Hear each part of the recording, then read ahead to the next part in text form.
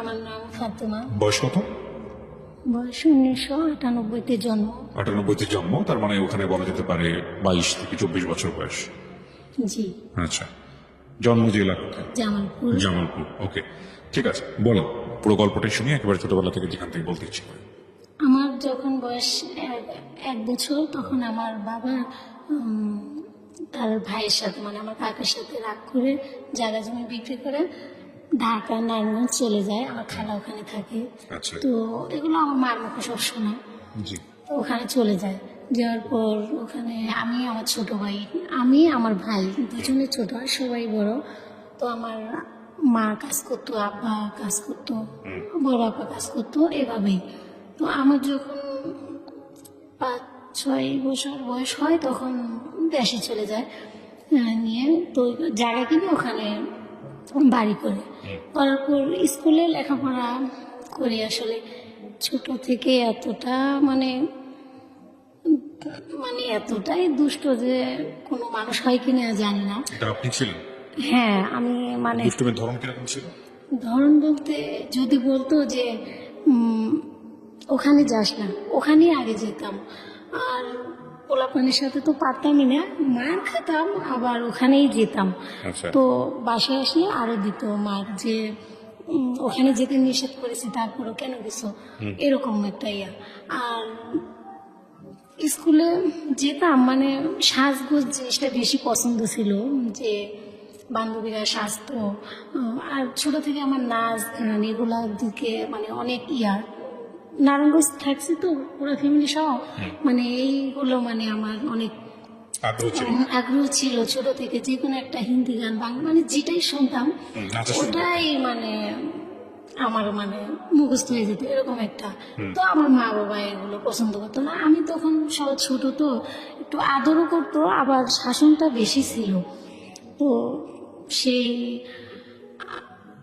ওদের সাথে মানে সাজগোজ করে স্কুলে যেতাম, এরকম বাবা মা নিষেধ করতো, ওটাই করতাম। তো একদিন মানে ওইভাবে ক্লাস 3-4 পর্যন্ত পড়ি। পড়ার পর ক্লাস 2-তে থাকাকালীন আমি হচ্ছে ওই স্কুলে পড়বো না, আমার মা বাবাকে বলি। তো ওরা বলে যে তাহলে স্কুলে পড়বে না, কোথায় পড়বে? যে বলছে যে বাজারে ওখানে স্কুল আছে ভালো, ওটাতে পড়বো। তো ওখানে কয়েকদিন ক্লাস করি।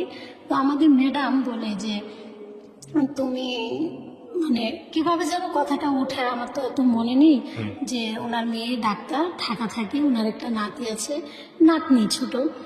তো ওকে ওর সাথে খেলার জন্য একটা লোক লাগবে। তো ক্লাসের ভিতরে এগুলো আলোচনা করছে। আমি আবার ওগুলো শুনে যে আমাকে পরে বলছে নতুন দেখছে, নতুন ভর্তি হয়েছি, আমাকে অনেক কিছু বলছে, তুমি শুধু খেলবা, ঢাকা থাকবা। তো আমি তো ছোট থেকে ঢাকা থাকি, ওই নেশাটা আমার ছিল যে হ্যাঁ দেশে ভালো লাগে না, ঢাকা থাকবো, এরকম একটা ভালো লাগতো। তো আমি এক পর্যায়ে বলেছি কি যে ঠিক আছে, আমি আপনাদের সাথে ঢাকায় যাব, ঢাকা থাকবো। তো বলে যে ঠিক আছে তুমি বাসায় যাও। তো আমি এরকমটাই ছিলাম যে বলছি না, বাসায় যাব না, আমি আপনার সাথে যাব। কালকে আপনারা যাবেন বললেন, বলে না তোমার মা বাবাকে না বলে কিভাবে নেওয়া যায়? তো আমি বলছি যে না আমি যাব, আমার মা বাবা কিছু বলবে না। আল্লাহ কি বলে। পরে ওই ওনার বাইক ছিল, বাইক দিয়ে ওই ম্যাডামের হাজব্যান্ড আমাদের বাসায় আসে। আমার মা তো কান্নাকাটি, যে কত বড় সাহস, এই ভাতের অভাব না কিসের অভাব, যে ঢাকা যাওয়া লাগবে চাকরি করা লাগবে, কি ঢাকা যাওয়া লাগবে মানুষের বাড়িতে কেন, অনেক বুঝায়। তো আমি তো বললামই যে একটু যতই বুঝাক, আমি যেটা বুঝি সেটাই করতাম। আর এই জন্যই মারটা বেশি খেতাম আমার ফ্যামিলির হাতে, মা বাবার হাতে। তো তখন আমি বলি যে না আমি যাবই। তো বুঝাইও করতে পারলো না। তো আমি কি করি, যাই, ওখানে যাই। যাওয়ার পরে ভালোই, মানে আমিও ছোট, ওনার নাতনিটাও ছোট। তো আমাকে দিয়ে কোনো কাজ করাতো না। ওনারা সত্যি অনেক ভালো, ওরকম মানুষ হয় কিনা জানি না। তো আমি ওনার মেয়ের সাথে খেলতাম। তো এরকম করে একটু ঘর মুছতাম, যদি থালবাটি মাজতাম, এই আমার কাজ। আর ওনার একটা ভাগ্নি আছে, উনি রান্না বান্না করতো, ওনার মেয়েকে আমাদের মানে দুজনকে নিয়ে স্কুলে যাইতো, এরকম একটা। আপনি গেলেন শেষ পর্যন্ত ঢাকাতে? হ্যাঁ গেলাম।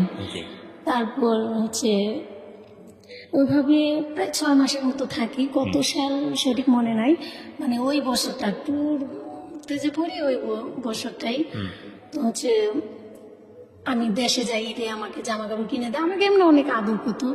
দেশে যাওয়ার পরে দেখি সবাই স্কুলে যায়, আমার তো লেখাপড়া হচ্ছে না। তখন ভাবলাম যে এটা কি হলো, ওরা স্কুলে যায়, আমার তো আর ভালো লাগে না। তো আমি বললাম যে আমি আর ঢাকা যাব না। আমার মাকে বললাম, মা আবার রাগ করে বলছে কি কেন যাবি না, তুই তো গেছিস এভাবে, এখন এত তাড়াতাড়ি মানে 7 মিনিটে গেছে এরকমটা। তো আমি আবার কি করলাম, রাগ করে ওনাদের সাথে আবার চলে যাই। আসার পরে 3-4 মাস পর আর ভালো লাগে না, হ্যাঁ আসলে ভালো লাগে। তারপর এক বছর আমি ওখান থেকে পালিয়ে যাই, পালিয়ে আমার বাড়িতে চলে যাই। তো তখন সবাই তো মানে খোঁজাখুঁজি করে চিন্তা, তো বাড়িতে তো আমি হ্যাঁ আমার খালার ওখানে যাই, ওখান থেকে আমাকে দেশে পাঠায় দেয়। তো দেশে যাওয়ার পর ওই আবার স্কুলে পড়ি, এভাবেই চলে। তারপর ক্লাস 5-এ পড়ি, তখন আমাদের ওই বাড়ির আশেপাশে সবাই মানে গার্মেন্টসে চাকরি করে এরকম বলে। তো আমাদের সামনে যায় গল্প করে যে এরকম গার্মেন্টসে চাকরি করি এই সেই। তো বলি যে আচ্ছা গার্মেন্টসে চাকরি মানে কেমন, ওরা বলে যে হ্যাঁ ভালো, অনেক গল্প করে। তো ওটা আমার নেশা ধরে যায় যে হ্যাঁ আমি ঢাকা যাবো, গার্মেন্টসে চাকরি করবো। তো ক্লাস 5-এ থাকা অবস্থায় আমি একবার কি করি, মা মানে কি জানি একটা কাজই দিছে নাকি জানি না, তো আমি হচ্ছে বলছি এটা করতে পারবো না। যে কেন করতে পারবো না, কি করবা, যে গার্মেন্টসে চাকরি করে খাবো। বলে ও ওইটা খুব পারবা না। তো এরকম করে এক পর্যায়ে আমি মার সাথে রাগ করে ওই অবস্থায় মানে বিকেলের সময় চলে যায় বাসা থেকে। ওকে, তো বাবা কি করতো? আমার বাবা তখন হচ্ছে কৃষিকাজ করতো। ওকে, ঠিক আছে, আমি বাসা থেকে চলে গেলাম ডাক্তার। বাসা থেকে চলে গেলাম, যাওয়ার পরে এখন রাতে কিভাবে যাব চিনি না, অথচ ওই যে রাগ ওভাবে চলে গেছি। এক ফুফাতো বোনের বাসায় গেছি, তো ওই ফুফাতো বোনের স্বামী আবার বুঝতে পারছে যে একটুক মানুষ এভাবে যাইতেছে আমার বাসায় আসছে, তো ওর বাবারে বলতে হবে। তো বলে আমার আব্বা সেই রাত্রে ওখানে যায়। যাওয়ার পরে ওনাকে দেখে তো এমনি সাহস ছিল, কিন্তু ওনাকে আবার অনেক ভয় পাইতাম, অনেক মারতো, তো অনেক ভয় পেতাম। তো তখন আমাকে কিছু বলে না, আনে রাস্তায় যখন আনে অর্ধেক রাস্তা, তখন বলে যে জানিস তোকে মন চাইতেছে এখানে মাটি চাপা দিয়ে রেখে যাই। কে বলছে এটা? এটা আমার বাবা বলতেছে যে তোর এত বড় সাহস, তুই ঢাকা যাবি, চিনিস না জানিস না, চাকরি করবি গার্মেন্টসে, কাউকে না বলে এভাবে এসে পড়িস, আমার মান সম্মান নাই, তোর এত বড় সাহস কিভাবে। অনেক শাসায়, তো শাসার পরে আমার তো হাত পা ভয়ে কাঁপতেছে। আমি মানে উনি আগে আমি পিছনে, উনি আগে আগে যাচ্ছে। তো বাড়িতে নিয়ে যাওয়ার পর ওই উপরে ধর্না যে আছে ওগুলোর সাথে আমার হাত পা বাঁধছে, বাইরে আমাকে অনেক মারতেছে আর বলতেছে বল আরো ঢাকার কথা বলবি, আরো গার্মেন্টসের চাকরির কথা বলবি। তো আমি ওই সময় বলতেছি যে হ্যাঁ আমি ঢাকা যাব, চাকরি করব। তো এক পর্যায়ে ওই যে রামধান ওগুলা নিয়ে এসে মানে আমাকে জবাই করবে, যে আজকে তো হ্যাঁ যে আজকে তোকে জবাই করবো, তোর এত সাহস হয় কি করে। তো আমার মা পা ধরে কান্নাকাটি করে মানে পরিস্থিতি ইয়ে করে, ঠান্ডা করে। তারপর সকালে তো আবার স্কুলে যাবো কি, অনেক মারছে, সারা শরীর ব্যথা, স্কুলে যায় না। তো অনেকেই শুনছে লজ্জায় স্কুলে যায় না। যাই তার কয়েকদিন পর আবার সেই স্কুলে যাই আসি। 5-এ পরীক্ষা দেওয়ার পরে 6-এ উঠি। আমার তখন একটা বোন হয়, ছোট বোন হয়। আমি ক্লাস 6-এ হয়তো 6 মাস ক্লাস করার পরে হয়তো আমার বোনটা হয়। তো ফাইনাল পরীক্ষা দিই, মোটামুটি পাশ করি। লেখাপড়ার প্রতি তো তখন বেশ একটা ইয়ে ছিল না, ওই গার্মেন্টসের ভূত মাথায়, ওটাই ভাবি সারাক্ষণ। তো আমি বললাম, আমার ফুপুরা নারায়ণগঞ্জ থাকে, যে আমি আমার মাকে বললাম যে আমি নারায়ণগঞ্জ যাবো, ফুপু ওদের ওখানে থেকে চাকরি করবো। বলে যে আবার এই কথা, তুই কি জীবনে মানুষ হবি না? বললাম না, আমার ভালো লাগে না, আপনার মেয়েকে আমি কুলে নিতে পারবো না, এরকম মানে একটা ভালো লাগতো না। তো শেষ পর্যন্ত ওই আমার বাবা আমার ফুপুর বাড়িতে বেড়াতে আসে, আমি পিছনে পিছনে মানে আসি কাপড় এগুলো নিয়ে। তো আসার পরে তখন আমার বাবা বলে যে দেখ তোকে কিন্তু আজকে আমি মেরে ফেলবো, আমার পিছনে পিছনে আসিস না, তোর কপাল যদি বাঁচতে চাস বাড়িতে ফিরে যা। তো আমি তো ওই যে একটা জিদ, যে যাই করুক আমি ঢাকায় যাব, তো তখন শেষ পর্যন্ত 2 ঘন্টার রাস্তা আমাকে হচ্ছে হাঁটিয়ে নিয়ে গেছে। গাড়িতে গেলে 2 ঘন্টা লাগে, সেখানে আমি হাইটে হাইটে গেছি। তারপরেও তার পিছনে পিছনে গেছি, সন্ধ্যা লাগে গেছে। পরে ট্রেনে উঠে নারায়ণগঞ্জে আসি, ওখানে এসে চাকরি নেই। নেওয়ার পরে আমার আব্বা চলে যায়, 6 মাসের মতো কাজ করি।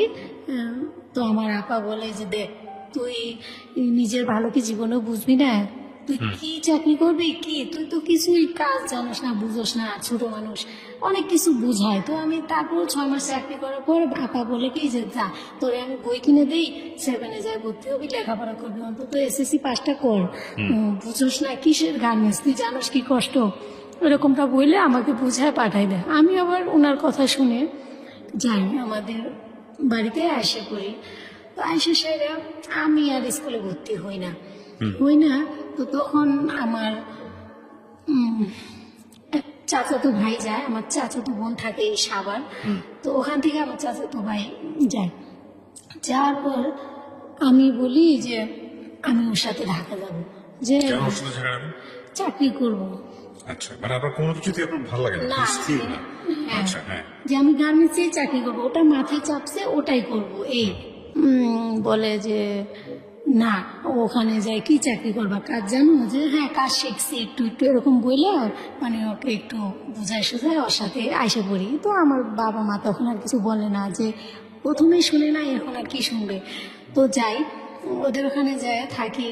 আমার এক মামি, ও আমার চাচাতো বোন, ওনার স্বামী নেই, ওনার এক ছেলে, আমরা 4 জন থাকি আর কি এক রুমে। তো ওইভাবে থাকার পর 2-3 মাস থাকার পর ওনারা আসলে যে পরিবেশে থাকে আমার ভালো লাগে না, যে এমন কি। তো অফিসে সবার সাথে পরিচয় হয়, হওয়ার পর দেখি যে বান্ধবীরা আছে, ওরা এইভাবে থাকে বেচালার। তো আমি ভাবলাম ওভাবে থাকবো। তো এরকম কয়েকজনের সাথে পরিচয় হয়, 2 জন। তো বলি ওদের সাথে থাকবো, মামিদের ওখান থেকে আসে পড়ি, আসে ওদের ওখানে যাই। তো ওই ছেলেটা ওদের বাসায় থাকে। তো প্রথম দেখা, কাদের বাসায় এটা? মানে আমার বান্ধবীর সাথে যে আমি থাকতে চাইলাম হ্যাঁ। এক বাসায়, তার সাথে। ওই বান্ধবীর বাসাতেই ওই ছেলেও থাকে, সাবলেট হ্যাঁ হ্যাঁ, মানে ওরা ভাই বোন মিলে থাকে। একসাথে থাকে। হ্যাঁ হ্যাঁ, এক বাসায়। তো প্রথম দিন ওর সাথে আমার পরিচয়, যে ও সকালে গোসল করতে গেছে, আমি হচ্ছে মানে ওখানে টয়লেটের ভিতরে না কল নেই, ঠিক আছে। তো আমি বদনা নিয়ে দাঁড়ায় আছি, ও মানে ওখানে কল, বালতি পাতা, ও মানে গোসল করবো এরকম, ওর হাতে মগ। তো আমিও কিছু বলি না, ও কিছু বলে না, দাঁড়ায় আছি। ও কি করলো, মগ দিয়ে পানি দিল।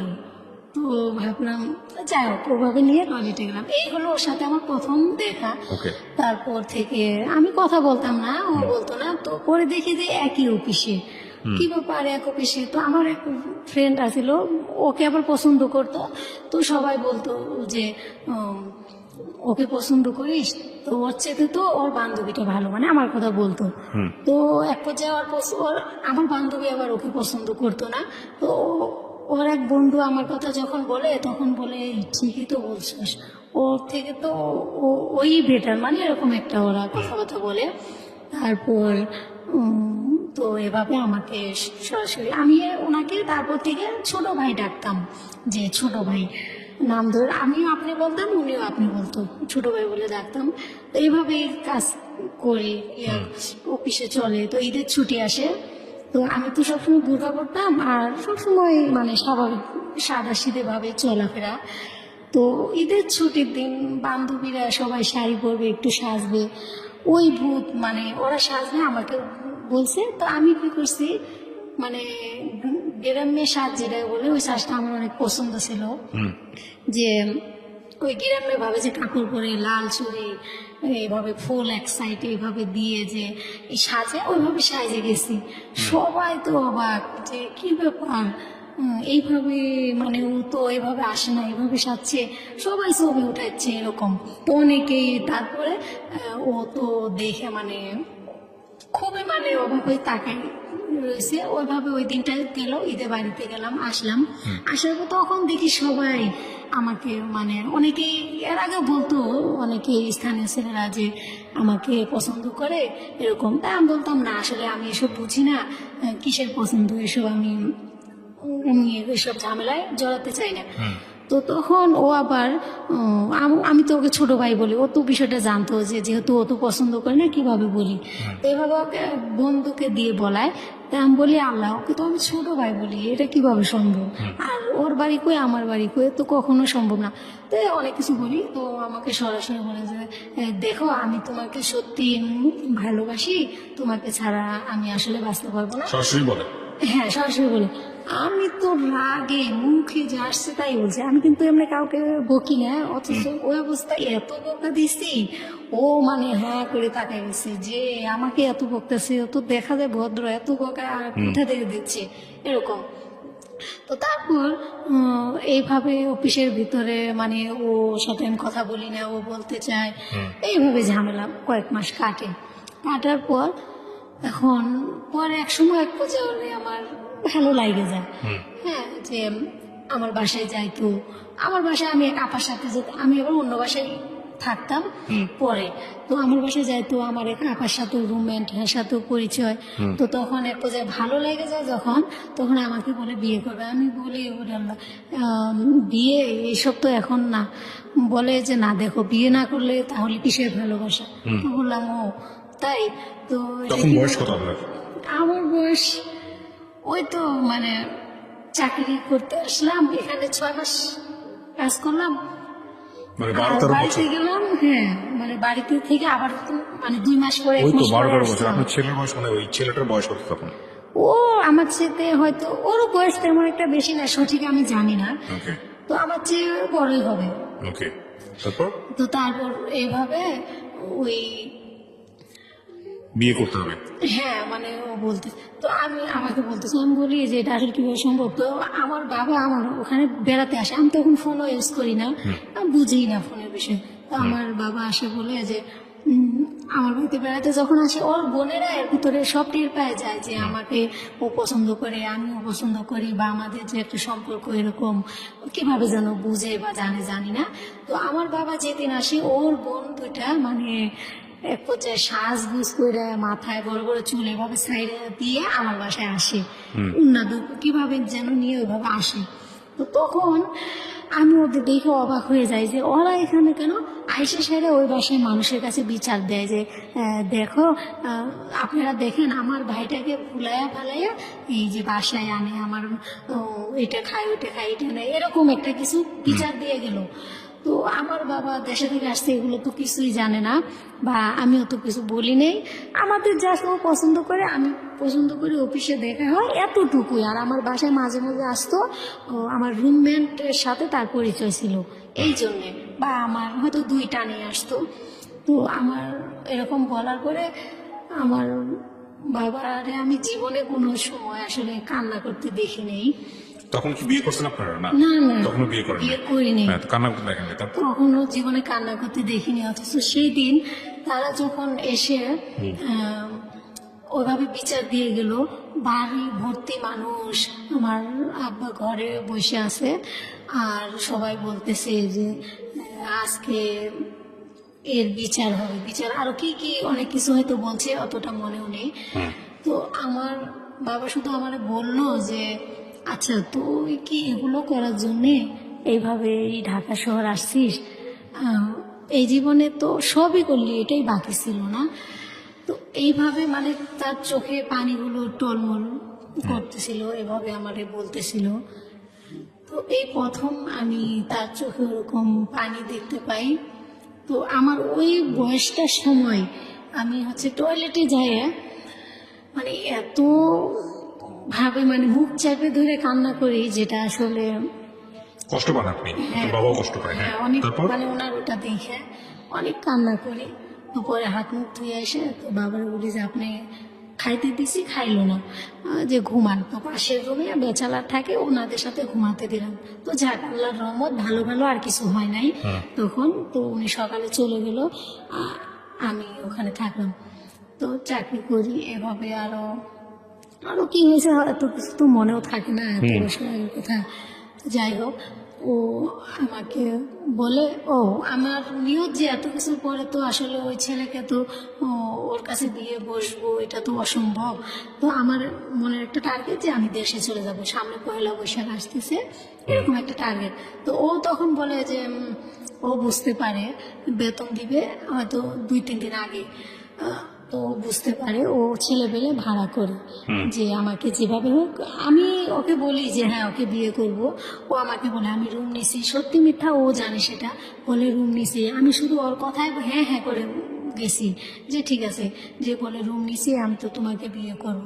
তো আমি চাচ্ছিলাম যে ওকে যেভাবে বলি আমি ওখান থেকে কাইটে পড়ার জন্য মানে ওকে এসব সান্ত্বনা দিতাম। আর ও বুঝতে পারছে যে আসলে আমি মিথ্যা কথা বলতেছি। তো ওইখানে স্থানীয় ছেলেপেলে ভাড়া করে নিয়ে অফিস ছুটি হয়, সবাই ফ্লোরে সবাই জানে যে আজকে ও আমাকে বিয়ে করবে, আমি যদি বাড়াবাড়ি করি আমার ক্ষতি করবে, এই আপনি জানেন না? আমি জানি না। তো এখন সবার বেতন দেয়, আমার বেতন দেয় না। আমি বলি যে আমার ওখানে অফিসে আরো আপা ডাকে বান্ধবী, ওদের বলি যে আচ্ছা আমার বেতন দেয় না কেন, সবার তো বেতন দেওয়া শেষ, আর আমি তো অপরটার হেল্পারও না, তাহলে আমার বেতন এখনো দেয় না কেন? কই তুই কি এখনো কিছু বুঝিস নেই? যে কেন কি বুঝবো? কই দেখ নিচে তাকায়, তো জ্বালানা দিয়ে তাকায় দেখি ওখানে পোলা পান্ন ও মানে টাকা দিয়ে রাখছে এরকম। তো আমাকে সুপারভাইজার সবাই বোঝা যে ছেলে তো ভালো, সমস্যা কি, ও বিয়ে করতে চায়, করো বিয়ে, সমস্যা কি, ভালো তো। আমাকে বোঝায়। আমি কইছি যে না আসলে আমি বিয়ে করব কি, ওরা তো আমি বলছি মানে ওটা আমি সুপারভাইজারে বলতেছি যে আমি তো ওরে বলছি যে আমার বাবা সামনে পয়লা বৈশাখ আসে, আমার বাবা যদি আসে তাহলে বিয়ে শাদী চাই হোক ওনার মতে, এভাবে। তো এরকম করতেছে কেন, বুঝে না কেন? বলে বলে হ্যাঁ ও তো বলতেছে যে তুমি চলে যাবা, এই জন্য ওইগুলো করতেছে। তো এক পর্যায়ে আমার বেতনটা দেয়, ফ্লোরে সুপারভাইজার ওই আমার সাথে একটা আপা, আমার রুমমেটে আমি ফোন দিয়ে বলছিলাম গেটে আসতে। তো যাই হোক আমাকে ও ফ্লোরে আইসে মানে টাইমের হেঁচড়ায় সিঁড়ি দিয়ে নামায় নিয়ে যাইতেছে। তো আমি ওকে মানে ওই অবস্থায় আমার মাথা গরম, প্রচন্ড বকতেছি। গ্রামের স্যার কেউ ছিল না আপনাকে হেল্প করার মতো? না ওখানে আমার হেল্প করার মতো কেউ ছিল, মানে সবাই বলতেছে যে ছিল তো ভালো, সমস্যা কি, বিয়ে কর। কিন্তু আমি আসলে চাচ্ছিলাম না যে না এটা আমার বাবাকে এখনই এইভাবে কষ্ট দিল, ওনার কি অপরাধ ছিল, আর এটা সম্ভব না এরকম একটা। তো যার কারণে আমার ভালো লাগতো না, হয়তো একটু ভালো লাগলেও বেশিটাই ভালো লাগতো না এরকম। তো তারপর ওইভাবে নিয়ে যায়, আমি অনেক বকাঝকা করি।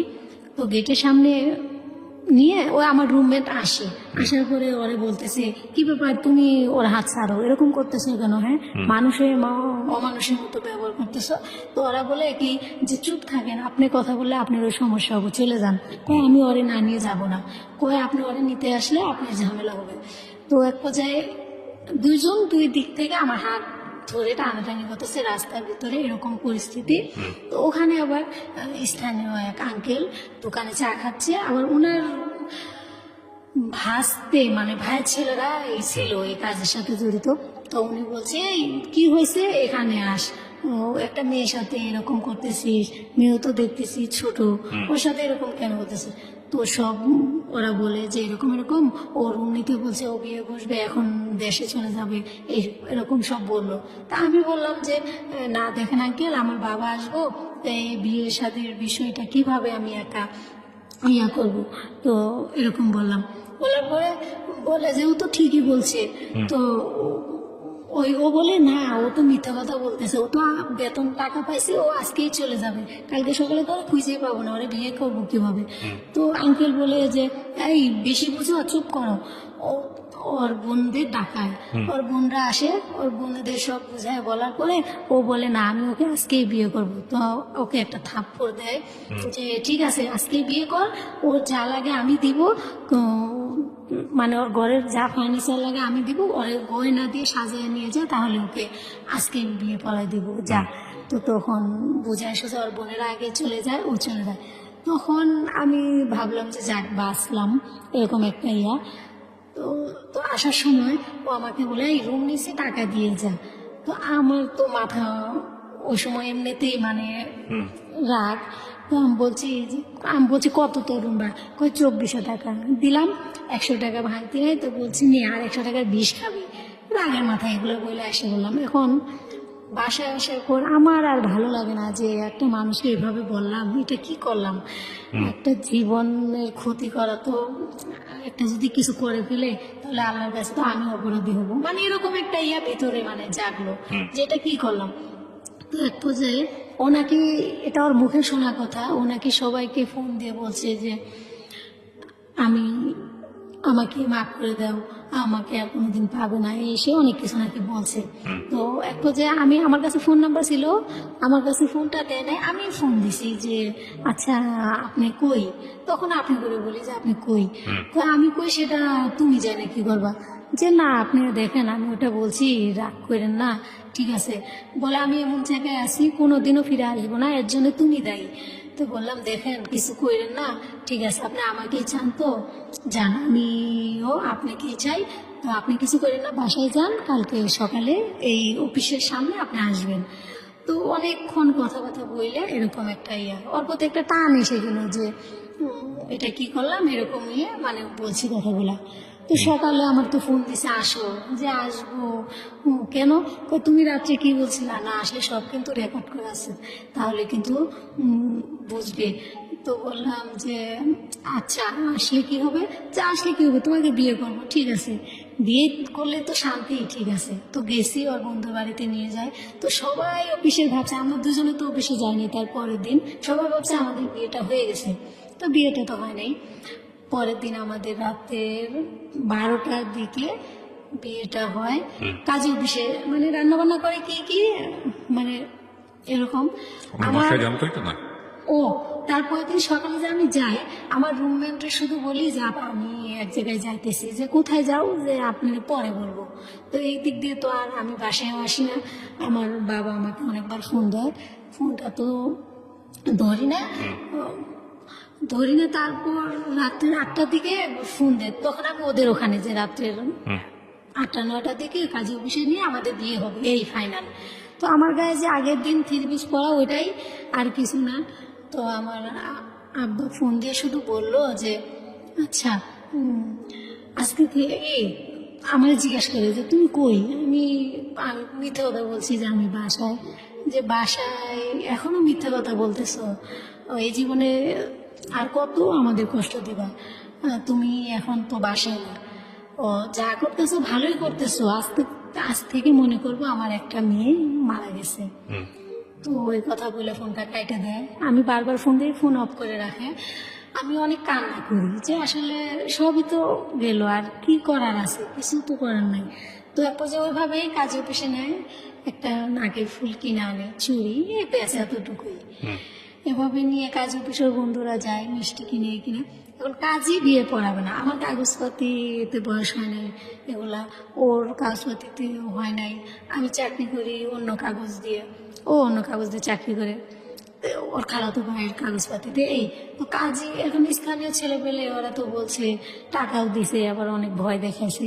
তো বলছে আমাকে কবুল বলতেছে, আমি বলি যে ওই সময়টাতে আমার মনে হইলো যে আসলে এটা আমি কি করতেছি, আমি কবুল বললে ও আমার স্বামী, আর আমি এটা কি করলাম, আর এখান থেকে আসলে তো আমার বেরোনোর মতো কোনো রাস্তা দেখতেছি না, এটা আসলে আমি কি করতেছি, এরকম একটা মনে হলো। আমি বলি না কবুল, তখন কাজী বলে যে এইটুক মেয়েকে জোর করে আয় না, এভাবে বিয়ে, মেয়ে যদি কেস করে সবাই কিন্তু খাইসে যাবা, মেয়েকে রাইখে আসো। তো বলে যে দেখেন আপনার কাজ আপনি করেন, আপনি এত কিছু ভাবতে হবে না। তো আমাকে অনেকবার বলার পরে তখন বলি কবুল, বলার পরে তারপর আমার ওই কাবিন কি এগুলা কি আমি তো কিছু জানি না, সাইন দিতে বলছে দিছি, কবুল বলতে বলছি। আর এক উকিল বাপ হয় কে যেন, তো 80,000 টাকা মনে হয় কাবিন দিবে, তো আরেকজনে বললো না 1 লাখ টাকা, এভাবে হয়তো কাবিনটা হয়। তো মিষ্টি খায় রাতে 12টা বাজে যাওয়া হয়। তারপর এখন ঘুমাবো কোথায়, সে আমার রুমমেট, আমি আমার রুমমেট, তো আরেক পাশের রুমে হেরা বলতেছে যে ওরা দুজন এখানে ঘুমাক, আর আমার রুমমেট অন্য রুমে। আমি বলছি না না, এভাবে সমস্যা নেই, ও চোখের উপরে থাক, আমরা দুজন নিচে থাকবো। যাই হোক, ওভাবে রাতটা কাটে, এক ঘরে তিনজন ওইভাবে ঘুমায়, রাতটা কাটে কোনো রকমে। তো তারপরে এখন তো রুম নিতে হবে। রুম নেওয়ার পর ছোট একটা রুম নেয়, তো আমার রুমে কোনো কিছু নেই। তো তারপরে ওর বোনরা, মানে আমার রুমে কিছু নেই, ওদের মানে ওর বোনের রুম থেকে একটা কাঁথা বালিশ, অনেক গরম, একটা ফ্যান আনে। ওকে আপন বোন ছিল? হ্যাঁ, ওরা আপন বড় বোন। তো আমার বান্ধবী ছিল আপনার তো ভাই? ওরা তো ভাই বোন, আর আমরা থাকতাম, আমার যে বান্ধবী অফিসের ওকে। তারা। তো তারপর ওই ওরা আসে, আমি বাইরে দাঁড়িয়েছি হয়তো, আর ও তো কোথায় যেন গেছে, ওরা আইসে মানে আমাকে দেখেই মানে মুখ দিয়ে যা আসতেছে তাই বলতেছে। কি কার ওর বোনরা? হ্যাঁ, বকাঝকা করতেছে। তারপর হচ্ছে বলে যে তোর কিছু নাই, আর আর এখন আমার ফ্যানের বাতাস তোরা খাবি, এটা এটা তো আমি খেতে দেবো না। ও ফ্যানটা খুলে নিয়ে যায় আর বকাঝকা ঝাঁতো করার করে। আমার তো মাথা গরম হয়ে যায় যে এটা আসলে কিভাবে সম্ভব যে ওর বোন ওদের কাছ থেকে আনছে, আর এর জন্য আমাকে এসে এইভাবে বকাঝকা করতেছে। তো ও আসলো, এসে শুনলো এইভাবে। শোনার পরে দেখি ও কিচ্ছু বললো না, ওর বোনেরা চলে গেল। তো আমার ঘরে তখন একটা জগ মগ ছিল, তো আমি একটা আচার দিয়ে ওটা ভাঙার পর ওকে আমি বকাঝকা করি। আর কাবিন নামার কাগজটা বিছানার নিচে থাকে, ওটা আমি একটা দিয়ে ছিঁড়ে ফেলি, যে অনেক বকাঝকা করি ওকে। গলা টিপেও ধরতে যাই যে আজকে আমার জীবনটা এভাবে শেষ করে দিলি, মানে এভাবে তোর বোনেরা এসে তুই তো কোনো কথাই বললি না, আজকে মাত্র 3 দিন, অথচ একটা কথা তুই বললি না। আমার তোর মতো স্বামী আমার প্রয়োজন নেই, আমি চলে যাব, দুই চোখ যেদিকে যায়। এগুলো বলে আমি হচ্ছে বেরোবো, সবাই মিলে আমাকে ধরে বুঝায়, অনেক ইয়া করে। তো যাক, হবে 2-4-6 মাস ভালোই কাটে। তো দুজনেই তো নতুন, আমি নতুন অপারেটর হয়েছি ওই সময়, তেমন একটা কাজ ভালো জানি না, ও মোটামুটি অপারেটর। তো এভাবে ঘরে কিছু নাই, এটা সেটা কিনা লাগে, হাঁড়ি পাতিল এই, এভাবে তো 1 বছর 2 বছর ভালোই কাটে। আমার বাড়িতে পরে যাই, সবাই মাইনে নেয়, যাওয়া আসা হয়। ওদের বাড়িতে প্রথম যেদিন যাই দেখি যে ওদের বাড়িতে একটা থাকার মতো ঘরও নাই, যে একটা ঘর আছে 2 চালা অন্যের জমির উপরে। তো আসলে আমাকেও বলে যে আমি তো যতটুকু জানি যে মানুষের ঘর হলেও থাকে, জমির ভিটাটাও থাকে, কিন্তু ও যে আমাকে বলতো আসলে যে এটা সত্যি সেটা আসলে তো আমার জানা ছিল না। যাই হোক, তো ওইভাবে নিয়ে যাওয়ার পরে আমি ওগুলো দেখি, মানে সবাই বলে এই নতুন বউ নতুন বউ, আমাকে দেখে তো সবাই অবাক যে ওরে আল্লাহ, এই মেয়ে কই থেকে আনছে, এই ছেলে এই বউ পাইলো কই, মানে সবাই খুব পছন্দ করছে এরকম বলতেছে যে কিভাবে পাইলো। তো তখন আমি সবার সামনে আমার চোখে পানি আর আটকে রাখতে পারি নাই, এত কান্না করতেছি, পানি আটকে রাখতে পারি না। ও আমাকে বলে যে দেখো কান্না করো না, মানুষে বলবে আমি তোমাকে জোর করে আনছি, দয়া করে তুমি কান্না করো না। যাই হোক, পরিস্থিতি সামাল দেয়। তার 2-3 দিন থাকার পর ঢাকা আমরা আবার এসে করি, চাকরি বাকরি করি। আর আমি বলি যে ও এই হলো তোমার অবস্থা না, আর বড় বড় তো ইয়া করতে, আমাকে ছাড়া বাঁচবে না, আমাকে রাখবা, সেই ঘরই তো নাই তোমার থাকার মতো, অন্যের জমিতে থাকবে, এরকম বলতাম। তো ওকে আমি তারপর থেকে অপছন্দরা বেশি, যে বিয়ে 3 দিন পর ওর বোনেরা মুখ দিয়ে যা আসলো তাই বললো একটা নতুন বউকে, এটা আমি আসলে খুব কষ্ট পাচ্ছিলাম, মাইনে নিতে পারি নাই। তো আরও ওই পরিস্থিতি, আবার যা ইনকাম করি দুজনে মিলে ওই টাকাটা ওর বাড়িতে দেওয়া লাগে, আমাদের মোটামুটি রাইখা। তো এইভাবেই চলার পর টাকা পয়সা নিয়ে রোজ আমার সাথে ঝগড়া মানে বেতনটা পাইলেই ওর বাড়িতে টাকা দিতে হবে 5,000 কিস্তি। তো আমি তখন বলি যে আচ্ছা, এত 4-5 বছর তো টাকা দিলাম, এখনো কি দেওয়া লাগবে, তাহলে আমরা কি সারা জীবন এভাবে এই আপনার কিস্তি চালাবো বাড়ির? বলে যে আমার বাবা নাই, কি করবা দেখো, যে ঠিক আছে 5 বছর দিছে আর পারবো না। তো না দিলে ওই যে বকাঝকা মারধর এরকম। তো আমি অনেকবার চলে যাই, আমার ফ্যামিলিকে বলি, আর ওর কথাবার্তা এত মানে মানুষের সবার সাথে বলে, সবাই আমাকেই বলে যে তুই ভালো না, তো ছোট থেকে আমরা পালছি, তোর আচার ব্যবহার, তোর তো রাগ জিদ, তুই ভালো না, ও ভালো, এরকম সাপোর্ট করতো। তো এইভাবে আমি আমার এক বান্ধবীর বাসায় চলে যাই। তো আসলে ওর প্রতি এমন একটা মায়া ছিল যে উম, যত দূরে যেভাবে মানে এত কষ্ট দিত, আবার আমিও কষ্ট দিতাম ওকে। ও আমাকে ছাড়া থাকতে পারতো না, আমি ওকে ছাড়া থাকতে পারতো না। আর দুইটা মিষ্টি মিষ্টি কথা বললে আমার কাছে আবার এসে করতাম যে আমি ঠিকানা দিতাম, ও যায় আবার আনতো। এভাবে কয়েকবার চলে যাওয়ার পরেও আবার আমার বোনকে বলি যে আপা, আমার বড় আপাকে বলি যে আপা আসলে না আমি ওর সাথে থাকতে চাই না। কেন আপনারা বুঝেন না? ও তো আমার জীবনটা শেষ করে দিল। ও কি শেষ করছে? নিজের যেভাবে বিয়েটা করছো, আবার মানুষের জীবনে বিয়ে একটাই, কেন আবার এগুলো করা যাবে না? মান সম্মান থাকবে না? তো বললাম যে ও আমার জীবনে যে কি মান সম্মানটা বলো, কই সেটা তোমার ভুল, তুমি করছো, সেটা আমাদের কিছু করার নেই। এরকম তাদের বুঝাতে পারতাম না। এক পর্যায়ে আমি 4-5 বার চলে যাওয়ার পরেও ওকে আমি ডিভোর্স দিই। আমার ডিভোর্স দিই। আর আমি এমন একটা পর্যায়ে করি যে একবারে অনেক মানে সবার চোখের আড়াল থেকে লুকিয়ে থাকবো, আর যেন আমাকে কেউ খুঁজে না পায়, এরকম একটা প্ল্যান করি যে কেউ যেন খুঁজে না পায়। আমার কাপড় চোপড় যা এগুলো নিয়ে আমি চলে যাই, ওকে ডিভোর্স কাগজ পাঠাই দিই। তো অনেক খোঁজাখুঁজি করে পায় না, পরে দেখে আমার ফুপুর বাসায় আছি। তো আমার আপা আরে বলে যে আমি পত্রিকায় ছাপাবো যে ও, তাহলে তো আপনারা মান সম্মান বুঝবেনই কেমন হয়। তো কি করে যে আপারা বলে যে না এই কাজটা করো না, ওকে যেভাবে পারি তোমার হাতে উঠাই দিব, এই কাজ করো না, আমাদের মান সম্মান থাকবো না। তো ভয় দেখায় ওকে আমি ডিভোর্স কাগজটা পাঠাই। ও ডিভোর্স কাগজটা পায়, পাগলের মতো হয়ে যায়। আমি গাজীপুরে এক বান্ধবীর বাড়িতে চলে যাই, ওখানে ভালোই চাকরি করি, 15 দিন ডিউটি করার পর তো ওরা সবাই প্ল্যান করে আছে আমি যে এখানে যে কাজ করছি বেতন নিতে আসবো, আমাকে ওর হাতে উঠাই দিবে। তো এই কথাটা শুধু আমার ফুপু না ফুপা বলছিল আমাকে যে চুপ করে, যে দেখো তুমি তো এখানে আসছো টাকা নিতে, তাড়াতাড়ি চলে যাও, ওরা কিন্তু এই প্ল্যান করে আছে। তো বললাম ও তাই? তো বুঝতে পারে তো ও টাকাটা নিয়েই নেওয়ার পরে ও তখন আসে। আসার পরে না, তখন ও আসে না, ও খবরটা পায় যে আমি টাকা নিতে আসছি। তো ওরা আবার জাদুটো না এগুলো বিশ্বাসও করে, এগুলো করেও। তো করার পরে এখন আমাকে মানে ওকে কি একটা সোরা শিখাই দিয়েছে, আমাকে ফোন দিত যে দেখো তুমি কোথায় আছো, যে আমি কোথায় আছি সেটা আপনাকে কেন বলবো? কই না বলো, তোমার নামে অ্যাকাউন্টে টাকা ছিল তো, মানে আমাকে যেভাবে বুঝাতো আমি সেটাই বুঝতাম। এরকমটা ছিল যে তোমার নামে অ্যাকাউন্টে টাকা আছে তো, তো দুজনে অ্যাকাউন্ট করছিলাম, তো টাকাটা তুমি ছাড়া তো উঠাইতে পারবো না, যাও তুমি না থাকলে তো জোর করে রাখা যায় না, তোমাকে আমি আর মানে ডিস্টার্বও করবো না, তোমার পিছু আর ঘুরবো না, তুমি আইসে টাকাটা উঠায় যাও, তোমাকে ওই টাকাটা দিয়ে দেবো, তুমি আইসে টাকাটা নিয়ে যাও। কিন্তু মানুষে খালি লাভ কি, তুমি খাও, আমি তো তোমাকে ভালোবাসি, আমি খুশি হব। মানে যত রকমের লোক দেখাইতো।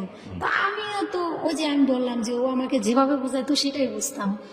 তো শেষ পর্যায়ে ওখানে আমি যাই, যাওয়ার পর ওর বন্ধু বান্ধবী সবার সাথে মানে করে রাখছে যে মাইক্রো দিয়ে আমাকে এভাবে নিবে, ওদেরই আমি জানি না। তোর বন্ধুর বাসায় ওঠার পরে বিছানা রাত্রে ঘুমানোর পরে আমার সাথে এটা সেটা বলে, আমি বলি কথা বলবে না, আমি সকালে চলে যাবো। কই ঠিক আছে যাইও। তো সকাল হয়েছে যাবো, বলে না বিকেলে যাইও। না এভাবে আমি বিকেলে এরকম করতেছো কেন? কই আচ্ছা চলো তোমাকে গাড়িতে উঠাই দিয়ে আসি, এই কথা বলে যে বোরকা পরা করছি। ওরা তো এগুলো প্ল্যান করছে, আমি তো জানি না। মেন রাস্তার ওখানে ওর মামা মাইকো নিয়ে আসছে, আইসা আমাকে ওভাবে নিয়ে মাইকোতে ধাক্কায় উঠায় এই যে গাড়ি ছাড়ছে, আমি এই যে চিল্লাইতেছি কান্না করতেছি, মানে যা বলার বাইরে। ওকে আমি গলা টিপে ধরতে গেছি যে দেখ তোকে তো আমি ডিভোর্স দিছি, ডিভোর্স কাগজটা তখন ও পায়ে এরকমটা মানে করছে যে তোকে তো আমি ডিভোর্স দিছি, তুই কেন আমার পিছিয়ে। তারপরে কি করছে আপনাকে নিয়ে? বাড়িতে নিয়ে যাওয়ার পর আমি ভাত খাই না, কারোর সাথে কথা বলি না, রাগ শুয়ে আছি বিছানায়। সবাই তো মানে আইসে যে না এই বোরে এভাবে আনছে তো থাকবে না, সবাই অনেক বুঝায় সোজা। তো বলে যে তুমি কি চাও, যে আমি কি চাবো, আমাকে আমি চাকরি করব না, বাড়িতে থাকবো, আমার সাথে থাকবে। আর বাড়িতে তো ওদের একটা ঘরও নাই, এভাবে একটা মানুষ থাকে নাকি? ও তো মানুষের জমিনে থাকে। তো এই পরিবেশে আমি থাকতেও পারবো না। ওকে আমি ডিভোর্স দিছি, ওদের সাথে আমি থাকতে পারবো না। তো আমার শাশুড়ি বারবার বলে যে দেখো, ডিভোর্সের কথা বললো না, কেউ তো জানে না, বললো না। তো আমাকে বুঝে এসেছে ওইভাবে রাখে। তো ও আবার আমাকে রাইখে ঢাকা আসবে। আমি বলি না, আমি তোমার এই পরিবেশে থাকলে তো পাগল হয়ে যাব। আমি তো তোমার সাথে ঢাকা যাব, কিন্তু আমি চাকরি করব না। যে চাকরি করবো না কেন? একা কিভাবে সম্ভব? যে সেটা আমি জানি না, আমাকে তাহলে আমার বাড়িতে দিয়ে আসো, আমি তোমার সাথে থাকবো না। বেশ। তো যাই হোক, এরপর যে ওর সাথে আসে দেখি যে আমার মায়া লাগে যে থাক, স্বামী তো, রাগ করে কি করব? করি, দুজনেই চাকরি করি। ঢাকা শহর একা তো হয় না। আমি আবার চাকরি নেই সেখানে 6 মাস ডিউটি করার পর আমার পেটে একটা বাচ্চা আসে। সেই বাচ্চা, ডিউটি করতে পারি না, অনেক কষ্ট হয়। 7 মাস পর্যন্ত কাজ করি। কাজ করার পর তো ওকে বলি যে ঠিক আছে, আমি আমাদের বাড়িতে চলে যাব। তো ওরা সবাই চাইতো আমি ওদের বাড়িতে থাকি। আমি বলছি ওরে বাবা, আমি একটা সুস্থ মানুষ হয়ে তোমাদের বাড়িতে যাই, অসুস্থ হয়ে যাই, আর আমি এখন কিভাবে থাকবো? আমি পারবো না। তো ওদের মতের বিরুদ্ধে আমি আমাদের বাড়িতে চলে যাই। যাওয়ার পর ও আমাদের বাড়িতে রেখে আসে। আর তখন আমি মানে একটা স্বর্ণের চেন বানানোর জন্য কিছু টাকা জমাই, ওকে বলি না। ও বলে যে ঠিক আছে, এখন তো আমার টাকা হাতে নাই, তুমি 3,000 টাকা আমাকে ধার দাও, আমি দিয়ে দিব। তো যাই হোক, এইভাবে বলে পাম দিয়ে টাকাটা নিয়ে ও আসার পর তো আমি দেশে থাকি। থাকার পর ওর কাছে টাকাটা চাই। আমি চেন অলরেডি বানাইতে দিছি, যে হয়তো চাকরি করতে পারবো কি পারবো না জানি না। তো এটা হয়তো আমার একটা সম্বল থাকবো, এটা ভাইবা যে কিছুই তো নাই। 5-6 বছর তো চাকরি করলাম, কিছুই তো থাকলো না। তো তারপরে চেনটা বানাইতে দিই। এখন ওখানে 2,000 টাকা শর্ট। ওকে বলি, কয় কিসের টাকা? তুমি নিজে অসুস্থ, টাকা করো। বললাম তুমি তো দেওয়ার কথা দেও। তো যাক, টাকাটা দেয় না। এটা নিয়ে ওর সাথে আমার কথা বলি না, রাগ করি। আমার ফ্যামিলি বলে যে তুই কি মানুষ হবি না কোনোদিনও? ওর সাথে এরকম খারাপ ব্যবহার করিস। ফোন দিলে কথা বলতাম না এরকম।